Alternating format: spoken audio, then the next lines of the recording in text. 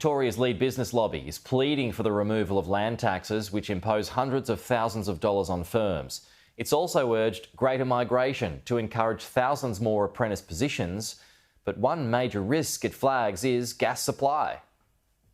From the boardroom of Victoria's business to the budget considerations of its state government, the Chamber of Commerce is pleading for relief for a debt-ridden state. For the land tax setting that was increased at the budget last year to be removed.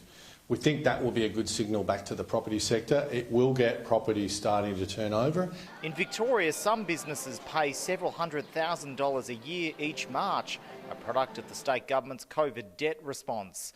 Still, Business Chamber Chief Executive Paul Guerra believes that debt should be financed by the federal government. Look, our view is Victoria took on $50 billion worth of debt through COVID. We can argue about whether we should or shouldn't have. It doesn't matter. We did. We did it to keep not only Victorians safe, but Australians safe as well, so the virus didn't spread.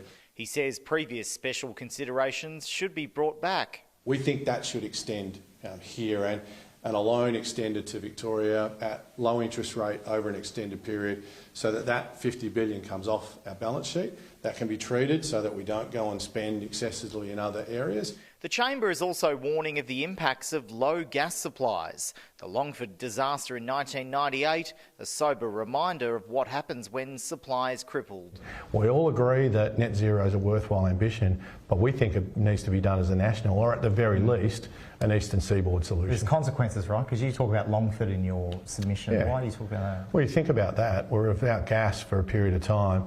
Back then it was $1.3 billion impact to the economy. In today's language, that's over $2 billion.